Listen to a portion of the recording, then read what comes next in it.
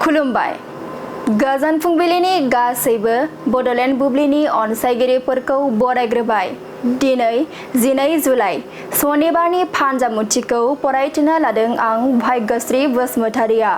फानजामुथिनि गिबियाव दं मेष राशि। समाजाव नोंथांनि बिबाना गोजौ फारसे जौगालांगोन। नखर दानायाव गाहाय बिफाव लानो हागोन। वृष राशि। नोंथाङा जेखि हाबा मावा माने जाफुंनाय नङा। गोसोनि साननायफोरा फेलें जागोन। मिथुन राशि। जिउनि गेदेर आनजाद होनो लानायाव नोंथाङा जेननांनो हागौ।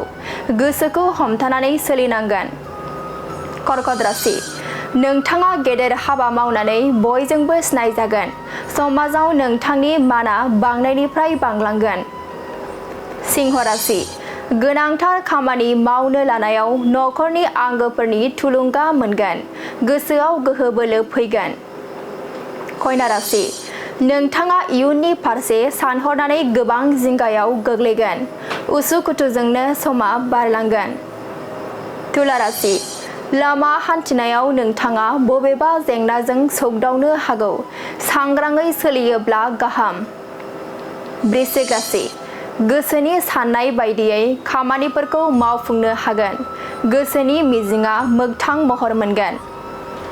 धनु राशि। नोंथांनि बबेबा मोनसे बेसेनगोसा बेसादा खहा जानो हागौ। गोसोआव जोबोद दुखु मोनखांनाय फैगोन। मकर राशि। दाबसे जायगायाव थांनानै गोजोननाय लाहैनो खाबु मोनगोन। देहाखौ जोबोद गोजोन मोनगोन। कुम्भ राशि।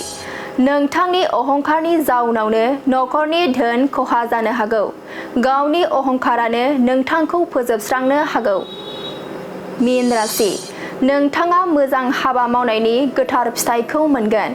ओनसोलाव मुं गोसारगोन। मोजां सान। दिनै सानसेनि राशि फरायथिनायाबो एसेनोसै।